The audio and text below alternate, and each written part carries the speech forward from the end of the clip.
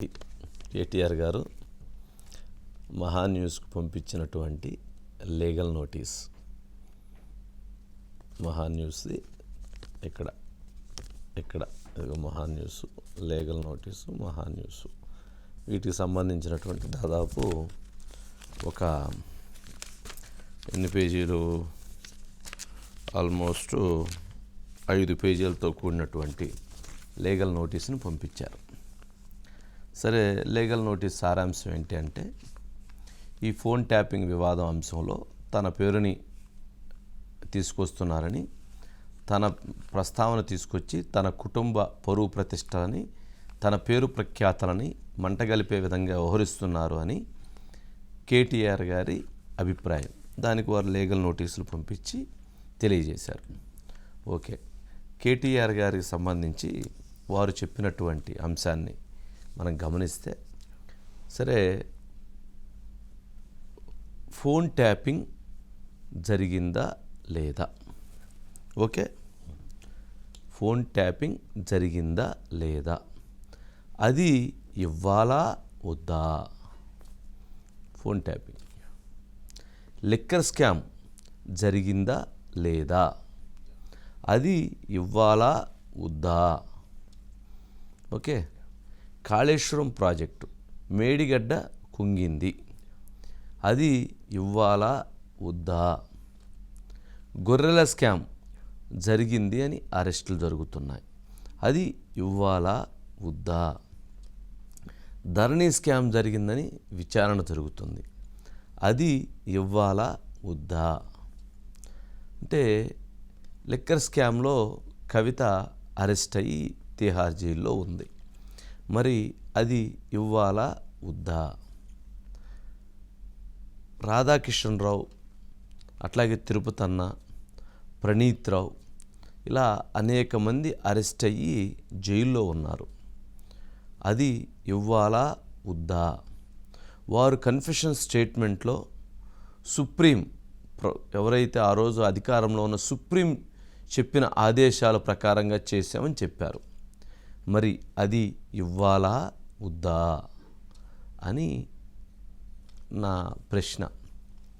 ఎందుకంటే కేటీఆర్ గారు legal notice పంపించడం తప్పు కాదు, అది ఆయన స్వేచ్ఛకి ఆయనకి భంగం కలుగుతుందని భావించి పంపించి ఉండవచ్చు. కానీ నా ఉద్దేశం ఏంటంటే, వారు ఏదైతే ఆ లీగల్ నోటీస్ పంపించారో, మరి ఈ ఫోన్ ట్యాపింగ్ అంశం గనక జరిగుంటే మరి అంతకంటే నేరం ఏమైనా ఉంటుందా? కేటీఆర్ గారు మొన్న ఇద్దరు ముగ్గురు ఫోన్లు ఇంతే విన్నారేమో, లంగాలది దొంగలది విన్నారేమో అనేటువంటి కామెంట్ చేశారు. అది జరిగితే జరిగిందేమో, నాకేం సంబంధం అన్నారు. అంటే జరిగి ఉండవచ్చు అన్నారు. మరి ఒక ప్రతిపక్ష నేతగా ఉన్నటువంటి ఇప్పటి ముఖ్యమంత్రి రేవంత్ రెడ్డి గారి ఫోను వినేటువంటి అధికారాన్ని ఆ రోజు ప్రభుత్వంలో ఉన్నటువంటి వారికి ఎవరు కల్పించారు?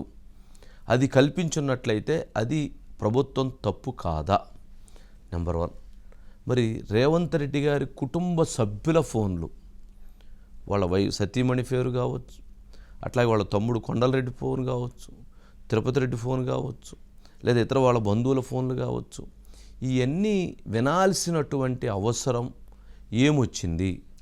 రఘునందనరావు నా ఫోన్ విన్నారంటున్నారు, బండి సంజయ్ నా ఫోన్ విన్నారంటున్నారు, అట్లాగే అనేక మంది సెలబ్రిటీల ఫోన్లు, వ్యాపారస్తుల ఫోన్లు, అనేక ఫోన్లు విన్నారు అనేటువంటి అపవాదం వస్తున్నప్పుడు, అది విన్నారా లేదా అనేటువంటి విచారణ జరుగుతున్నప్పుడు, అరెస్టులు జరుగుతున్నప్పుడు, వీటికి సంబంధించినటువంటి ఈ విధానం అంతా జరుగుతుందన్నప్పుడు, మరి అటువంటి అంశాన్ని మీడియా బాధ్యతాయుతంగా ఇవ్వాలా లేదా? మరి మహాన్యూస్ బాధ్యతగా వ్యవహరించాలా లేదా? లేదు, అసలు ఫోన్ ట్యాపింగే జరగలేదు, అసలు లిక్కర్ స్కామ్ జరగలేదు, కాళేశ్వరం మేడిగడ్డ ప్రాజెక్టు కొంగలేదు, అసలు ఎన్నికలే జరగలేదు, రేవంత్ రెడ్డి గారు ముఖ్యమంత్రి కాలేదు, ముఖ్యమంత్రిగా కేసీఆర్ గారే ఉన్నారు, కేటీఆర్ గారే మంత్రిగా ఉన్నారు అని చెప్పాలా? అది చెప్పాలా, ఇది చెప్పాలా?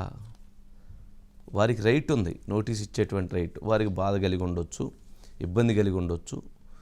కానీ నేనేమంటానంటే, మరి ఆ ప్రభుత్వ హయాంలో జరిగినప్పుడు ఆ రోజు కేసీఆర్ గారి తర్వాత అన్నీ కేటీఆర్ గారు కదా వర్కింగ్ ప్రెసిడెంట్గా. రెండో అంశం, కేసీఆర్ గారి కంటే కూడా కేటీఆర్ గారే మొత్తం రాజకీయ వ్యవహారాలను నడిపాడు, ప్రభుత్వ వ్యవహారాలను నడిపాడు. అవునన్నా కాదన్నా ఇది తెర ముందు జరిగినా తెర వెనక జరిగినా మొత్తం ఫోకస్డ్గా కేటీఆరే నడిపించింది. మరి ఇంత పెద్ద ఎలిగేషన్, ఇంత పెద్ద వివాదం చోటు చేసుకున్నప్పుడు ఈ అంశం పైన సమగ్ర విచారణ కోరాల్సినటువంటి, సమగ్ర సమాచారాన్ని చెప్పాల్సినటువంటి బాధ్యత మహాన్యూస్కి ఉందా లేదా?